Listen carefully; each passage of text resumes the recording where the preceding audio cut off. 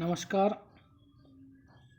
शूर्पणखा के मुख से खर दूषण त्रिशिरा आदि बंधुओं का विनाश सुनकर क्रोध से व्याकुल होकर रावण ने अपने मामा मारीच नामक राक्षस से सीता हरण करने के लिए सहायता मांगी कि आप भी मेरे साथ चलो और हम दोनों मिलकर के छल पूर्वक योजना बना करके सीता का हरण करेंगे। आगे हम देखते हैं इस श्लोक के द्वारा। न विरोधो बलवता क्षमा रावण तेन ते अनादृत्ये तु तद्वाक्यं रावणः कालचोदितः। न विरोधो बलवता क्षमो रावण तेन ते अनादृत्य तु तद्वाक्यं रावणः कालचोदितः। श्लोक का अन्वय देखेंगे हम, अन्वय के अनुसार इसका अर्थ देखेंगे। रावण बलवता तेन ते विरोधः न क्षमः इति कालचोदितः रावणः तद्वाक्यं तु अनादृत्य तथासि। इस श्लोक में रावण को मारीच द्वारा समझाया जाता है कि राम के साथ ऐसा मत करो। इस प्रकार का वर्णन इसमें किया गया है। अन्वय है रावण बलवता, हे रावण बलवता अत्यंत बलशाली, तेन उन श्री राम के साथ, ते तुम्हारा इस प्रकार से, विरोधः न क्षमः विरोध करना उचित नहीं है। अर्थात अत्यंत बलशाली उन श्री राम के साथ तुम्हारा इस प्रकार से विरोध करना उचित नहीं है, विरोध करना अच्छी बात नहीं है। कालचोदित है रावण है, परंतु मृत्यु काल से प्रेरित होने के कारण मरने के डर को भी छोड़ करके रावण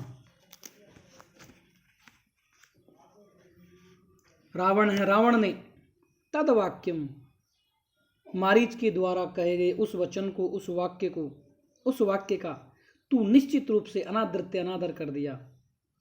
अर्थात मृत्यु काल से प्रेरित होने के कारण रावण ने मारीच के द्वारा कहे गए उस वाक्य का भी अनादर कर दिया कि नहीं, मैं ऐसा नहीं करूंगा। तो महर्षि नारद के द्वारा मुनि वाल्मीकि के समक्ष कहा जाता है कि मायावी राक्षस मारीच ने रावण को समझाने का प्रयत्न किया, लेकिन रावण उसकी बात नहीं माना। उन्होंने उससे कहा कि श्री राम अत्यंत बलशाली हैं, उनके साथ तुम्हारे द्वारा इस प्रकार का विरोध या शत्रुता किया जाना उचित नहीं है।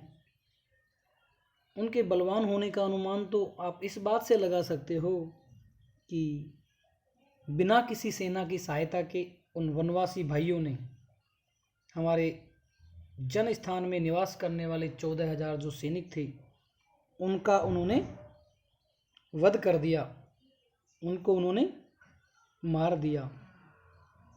परंतु रावण ने मारीच की इस बात को कोई महत्व नहीं दिया। बार बार वो अपनी सहायता के लिए उस पर दबाव डालता रहा, क्योंकि रावण के सिर पर काल नाच रहा था, मृत्यु नाच रही थी, मौत उसके सिर के ऊपर मंडरा रही थी। जिसके सिर पर मृत्यु का काल नाचने लगता है वह किसी के द्वारा दी गई उचित सलाह को भी नहीं मानता है, केवल अपनी बात पर ही अड़ता है। ऐसा मारीच ने उसको समझाया, लेकिन वो नहीं माना। मारीच लंका में रहने वाला एक मायावी राक्षस था। इसकी माता का नाम ताड़का राक्षसी और पिता का नाम सुंदर राक्षस था। अपनी माया के कारण यह कई रूपों को, शरीरों को अथवा योनियों को धारण कर लेता था। अगला श्लोक देखते हैं हम। जगाम सह मारीचः तस्याश्रम पदम तदा तेन माया विना दूरम अपवाय्य नृपात्मजो। जगाम सह मारीचः तस्याश्रम पदम तदा तेन माया विना दूरम अपवाय्य नृपात्मजो। अन्वय है श्लोक का। तदा सह मारीचः तस्याश्रम पदम जगाम तेन माया विना नृपात्मजो दूरम अपहाय नीतो। तदा उसके बाद में जब वो रावण नहीं मानता है तब क्या होता है, तदा सह मारीचः, उसके बाद में मारीच को साथ में लेकर वह राक्षसों का राजा रावण तस्य आश्रम पदम जगाम, उन श्री राम के आश्रम स्थान पर जाता है और आश्रम स्थान पर जाकर तेन उस मारीच के द्वारा मायावी नाम माया जाल की रचना करने वाले नृपात्म जो राजा दशरथ के दोनों पुत्रों को दूरम वन में दूर तक, बहुत दूर तक अपवाह्य अपहरण करके अथवा हटाकर ले गया। अर्थात जो मायावी मारीच था वो अपनी माया के जाल में फंसाकर राम और लक्ष्मण को उस वन में बहुत दूर तक ले गया और माता सीता को केवल कुटिया में छोड़ गया। उसके बाद में उस समय मारीच को साथ में लेकर वह राक्षस राज रावण उन श्री राम के प्रसिद्ध अपने आश्रम के निवास स्थान पर आ गया, आश्रम में आ गया। तब माया जाल की रचना करने वाले उस मारीच के द्वारा राजा दशरथ के दोनों पुत्रों को वन में बहुत दूर तक अपहरण करके ले जाया गया। छल के द्वारा उनको ले जाया गया, छल के द्वारा एक सोने का हिरण प्रकट किया गया और उनको छल से दूर ले जाया गया। महर्षि नारद वाल्मीकि से कहते हैं कि हे वाल्मीकि, वहाँ स्वर्ण का मृग बनाकर मारीच के द्वारा जो माया जाल किया गया था, तो राम और जो लक्ष्मण है वो इन बातों में आ जाते हैं। श्री राम सीता की जिद के कारण हिरण के पीछे पड़ते हैं। श्री राम ने सीता जी को समझाने का बहुत प्रयास किया था, लेकिन सीता जी नहीं मानी। उन्होंने यूँ कहा था कि यह माया का जाल है, परंतु मारीच की मायावी रचना से सीता जी की कोई बात समझ में नहीं आई। विवश होकर श्री राम को और लक्ष्मण को जो स्वर्ण का मृग था, सोने का हिरण था, उसको पकड़ने के लिए उनके पीछे पीछे जाना पड़ा। मायावी मारीच स्वर्ण मृग के रूप में अपने पीछे श्री राम और लक्ष्मण को भगाते हुए आश्रम से बहुत दूर ले गया। यहाँ पर महर्षि वाल्मीकि के द्वारा जो रचित रामायण है और गोस्वामी तुलसीदास के द्वारा जो रचित रामचरितमानस में, उन दोनों में कथानक की भिन्नता को, जो कथानक की भिन्नता है उनको समझना यहाँ पर आवश्यक है। क्योंकि रामचरितमानस के अनुसार स्वर्ण मृग के पीछे केवल श्री राम गए थे और लक्ष्मण को सीता जी की रक्षा के लिए आश्रम के पास छोड़ गए थे, आश्रम में छोड़ गए थे। बाद में श्री राम के द्वारा बाण मारने पर मायावी मारीच ने श्री राम की आवाज़ में लक्ष्मण को नाम लेकर पुकारा था। सीता जी के कहने पर लक्ष्मण रेखा खींचकर चले गए थे। तब सीता जी आश्रम में अकेली रह गई थी। परंतु महर्षि वाल्मीकि के रामायण के बालकांड में इस श्लोक के अनुसार मारीच दशरथ के दोनों पुत्रों को अपहरण करके एक साथ ले गया और सीता जी अपने आश्रम में अकेली रह गई थी। इन दोनों में यह कथानक का थोड़ा सा अंतर है। इस श्लोक में व्याकरणात्मक टिप्पणी में जगाम जो क्रियापद है उसमें गम धातु लिट लकार प्रथम पुरुष एक वचन है। आश्रम पदम आश्रमस्य पदम इति आश्रम पदम। अगला श्लोक है जहार भार्याम रामस्य गृधम हत्वा जटायुषम राघवः शोक गृधम च निहतं दृष्ट्वा हृतां सुत्वा च मैथिलीं। जहार भार्या रामस्य गृधम हत्वा जटायुषम गृधम च निहतं दृष्ट्वा हृतां श्रुत्वा च मैथिलीं। राघवः शोकसंतप्तो विललापाकुलेन्द्रियः ततस्तैनैव शोकेन गृध्रं दग्ध्वा जटायुषम्। राघवः शोकसंतप्तो विललापाकुलेन्द्रियः ततस्तेनैव शोकेन गृध्रं दग्ध्वा जटायुषम्। इन दोनों श्लोकों का हम एक साथ अन्वय देखते हैं। अन्वय इस प्रकार है। इन दोनों श्लोकों में सीता हरण का वर्णन किया गया है कि सीता का हरण किस प्रकार हुआ था। जटायु पंचवटी में निवास करने वाला एक गृध्र था जिसका वध रावण ने किया था और इनका शवदाह संस्कार श्री राम ने किया था। अन्वय है स रावण, वह रावण जटायु समगृद्धम हृत्वा, जटायु नाम से प्रसिद्ध जो गिद्ध था उसको मार करके रामस्य भार्याम जहार, श्री राम की धर्म पत्नी सीता जी का हरण कर लिया। उसने सीता जी का अपहरण कर लिया। जटायु को मार करके श्री राम की जो पत्नी थी सीता, उसका हरण उसने कर लिया। गृध्रम च निहतम दृष्ट्वा, और जटायु नामक गिद्ध को निश्चित रूप से मारा हुआ देख करके मैथिलीम च, और मैथिली, मिथिला की राजकुमारी सीता जी, मिथिला देश के राजा जनक थे, उनकी पुत्री सीता थी, तो मिथिला की राजकुमारी सीता जी का हृताम श्रुत्वा, उनका अपहरण, हृताम हरण सुनकर, श्रुत्वा सुनकर, शोक संतप्त है, दुख के कारण अत्यंत ही संतप्त, आकुलेंद्रिय, आकुल व्याकुल इंद्रियों वाले, दुखी इंद्रियों वाले, व्याकुल इंद्रियों वाले राघव है, महाराजा रघु के वंश में जन्म लेने वाले श्री राम विललाप, बहुत विलाप करने लगे, जोर जोर से रोने लगे।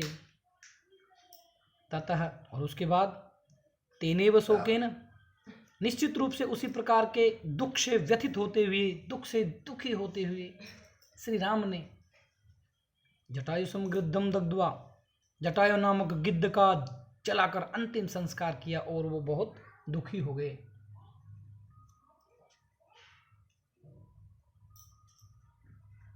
जटायु नामक गिद्ध को मार करके रावण ने राम की पत्नी सीता का अपहरण किया था, और गिद्ध को मरा हुआ देखकर और सीता का अपहरण देख करके, गिद्ध को मरा हुआ देख करके, ये बातें सुन करके शोक से दुखी व्याकुल इंद्रियों वाले जो राजा राम थे वो बहुत जोर जोर से रोने लगे।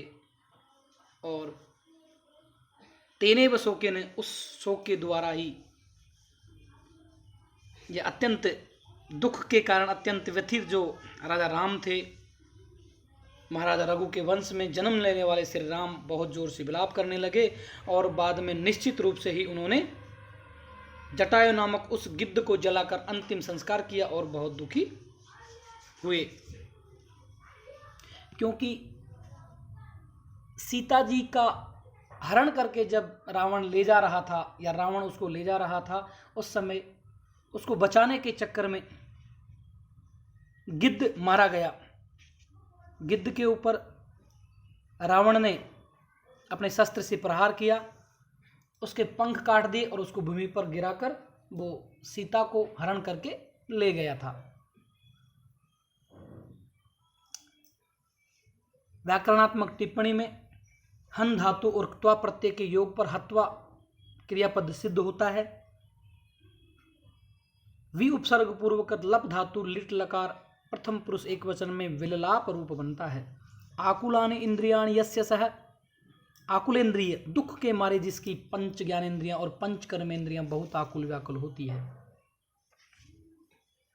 रघोः अपत्यम पुमानिति राघव, जो राजा रघु के कुल में उत्पन्न हुआ है वह राघव कहलाता है। इनके लिए रघुवंशी शब्द विशेष प्रचलन में है। रघुवंशी जो राजा थे, जैसे दिलीप, रघु, वज, दशरथ, राम, कुश, ये रघुवंशी राजा थे। शोकेन संतप्तः इति शोक संतप्तः, दुख के, जो दुख के कारण बहुत अधिक व्यथित थे।